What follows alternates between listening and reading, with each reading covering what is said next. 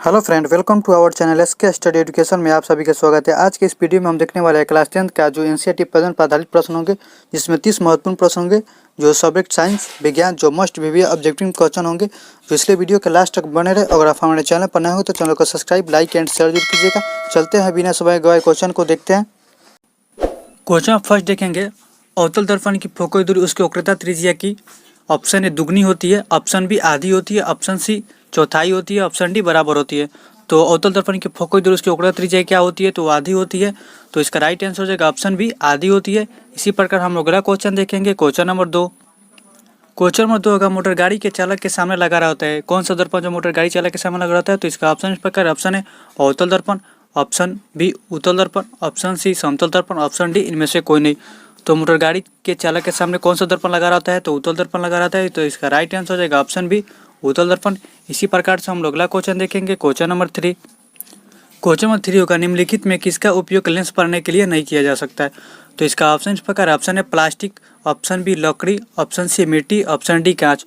तो निम्नलिखित में किसका उपयोग लेंस पढ़ने के लिए नहीं किया जा सकता है? तो मिट्टी का उपयोग लेंस पढ़ने के लिए नहीं किया जा सकता है। तो इसका राइट आंसर हो जाएगा ऑप्शन सी मिट्टी, जो काफ़ी महत्वपूर्ण प्रश्न है। एग्जाम में कई बार पूछा हुआ क्वेश्चन है, इसलिए वीडियो का लास्ट तक बढ़े। बोल रहा है क्वेश्चन, निम्नलिखित में किसका उपयोग लेंस बनाने के लिए नहीं किया जा सकता है? तो मिट्टी का उपयोग लेंस बनाने के लिए नहीं किया जा सकता है। तो इसका राइट आंसर होगा ऑप्शन सी मिट्टी। इसी प्रकार से हम अगला क्वेश्चन देखेंगे, क्वेश्चन नंबर 4।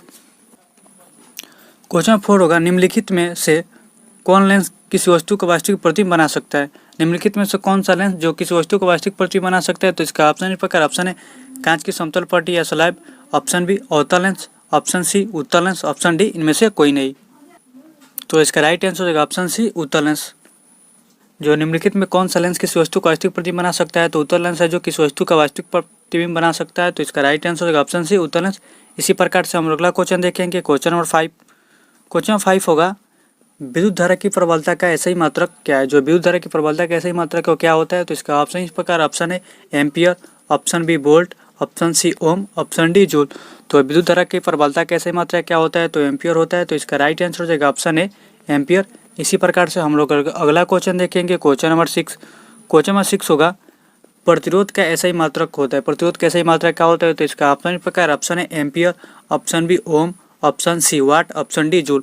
तो प्रतिरोध कैसे ही मात्रक क्या होता है? तो प्रतिरोध कैसा ही मात्रक ओम होता है। तो इसका राइट आंसर हो जाएगा ऑप्शन बी ओम।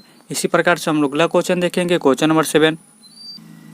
क्वेश्चन नंबर 7 होगा, विद्युत चुंबकीय फैन की खोज किसने किया था? विद्युत चुंबकीय फैन की खोज किसने किया था? तो इसका ऑप्शन इस प्रकार ऑप्शन है एम्पियर ने, ऑप्शन बी फ्लेमिंग ने, ऑप्शन सी फैराडे ने, ऑप्शन डी इनमें से कोई नहीं। तो विद्युत चुंबकीय फैन की खोज किसने किया था? तो फैराडे ने किया था। तो इसका राइट आंसर हो जाएगा ऑप्शन सी फैराडे ने। इसी प्रकार से हम लोग अगला क्वेश्चन देखेंगे, क्वेश्चन नंबर 8। क्वेश्चन नंबर 8 होगा, विद्युत धारा उत्पन्न करने की युक्ति क्या कहते हैं? विद्युत धारा की उत्पन्न करने की युक्ति क्या कहते हैं? तो इसका ऑप्शन इस प्रकार ऑप्शन है जनित, option B ammeter, option C meter, option D इनमें से कोई नहीं। तो इसका आंसर हो जाएगा ऑप्शन है जनित। जो विद्युत धारा उत्पन्न करने की युक्ति क्या कहते हैं? तो जनित कहते हैं। तो इसका राइट आंसर हो जाएगा ऑप्शन है जनित। इसी प्रकार से हम अगला क्वेश्चन देखेंगे, क्वेश्चन नंबर 9। क्वेश्चन नंबर 9 होगा, निम्नलिखित में से कौन ऊर्जा का नवीकरणीय स्रोत है? तो इसका ऑप्शन इस प्रकार ऑप्शन है कोयला, ऑप्शन बी लकड़ी, option C petroleum, option D प्राकृतिक। निम्नलिखित में कौन ऊर्जा का नवीकरणीय स्रोत है?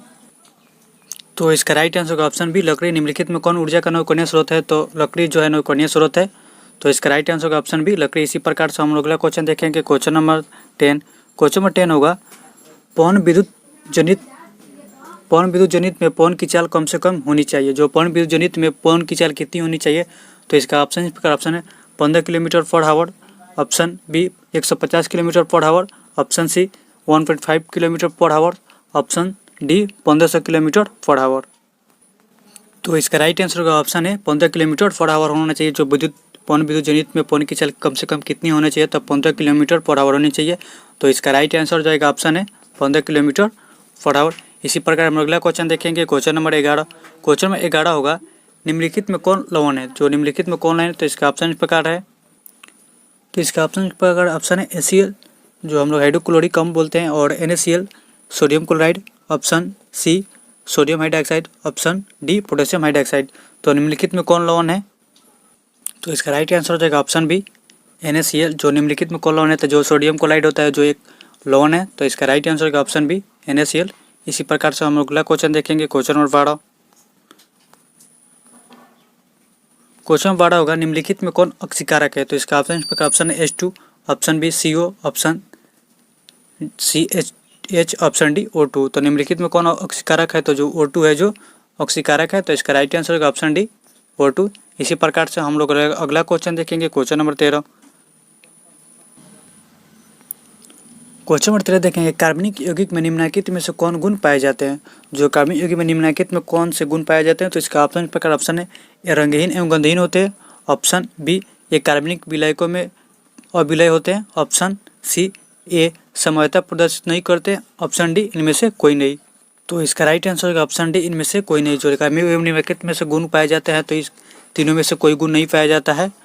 तो इसका राइट आंसर होगा ऑप्शन डी इनमें से कोई नहीं। इसी प्रकार से हम अगला क्वेश्चन देखेंगे, क्वेश्चन नंबर 14।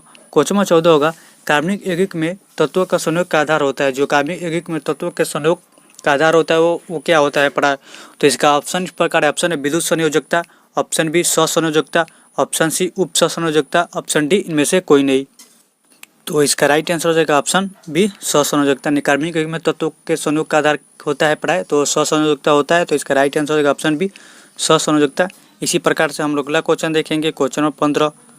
क्वेश्चन नंबर 15 होगा तिर्यक नियम का प्रतिपादन किस वैज्ञानिक ने किया? जो तिर्यक नियम था उसका प्रतिपादन किस वैज्ञानिक ने किया था?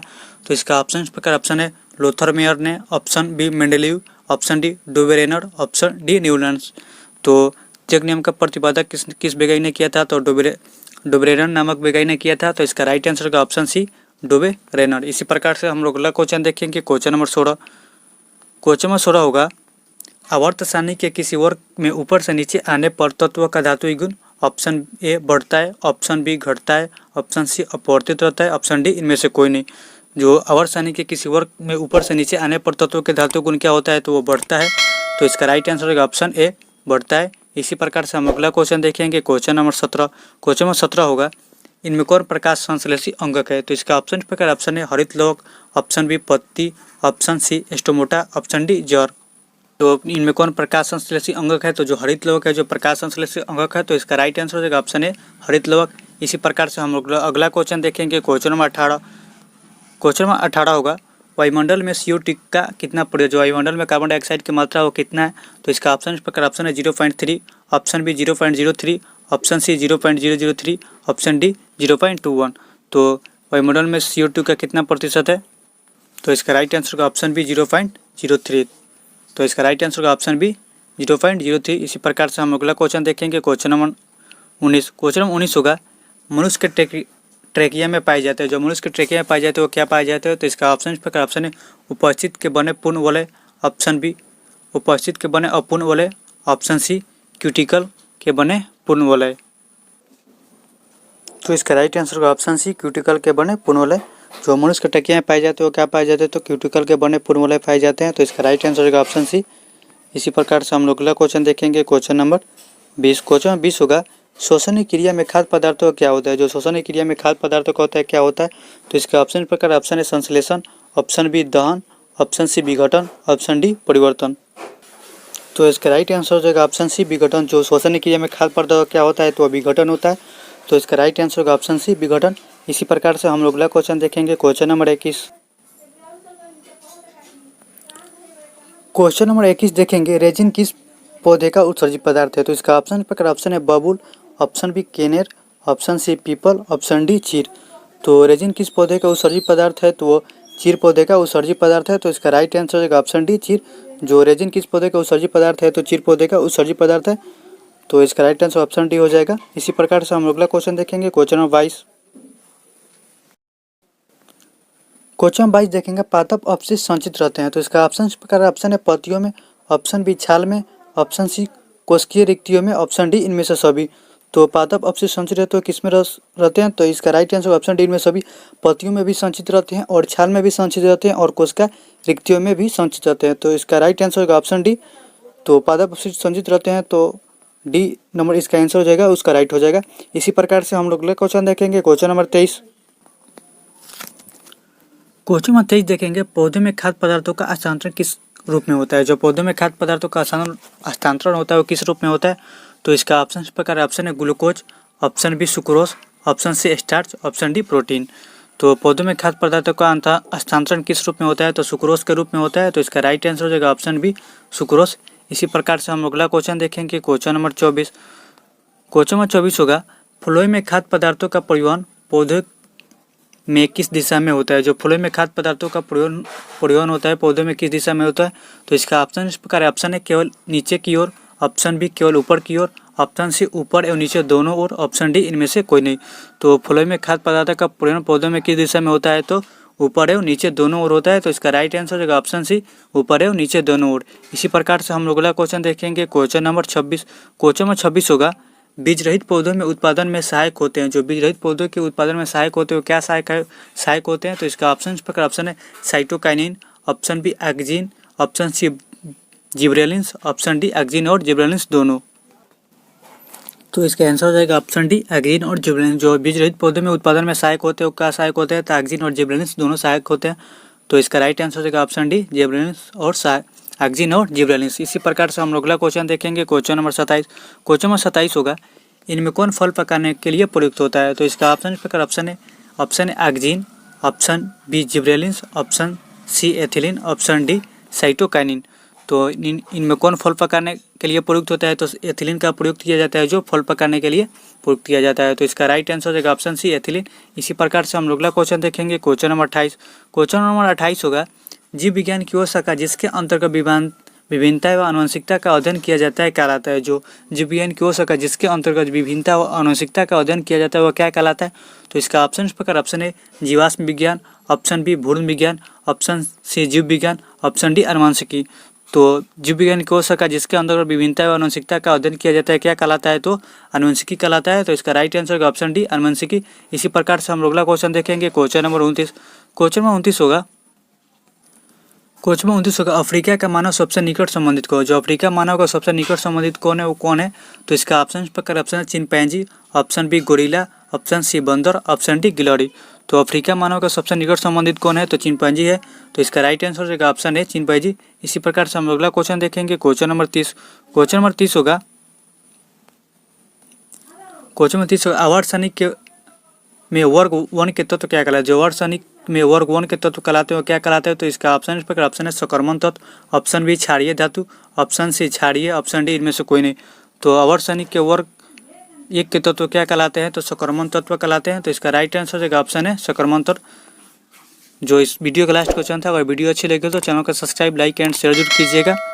मिलते हैं अगले वीडियो में, तब तक के लिए जय हिंद, जय भारत।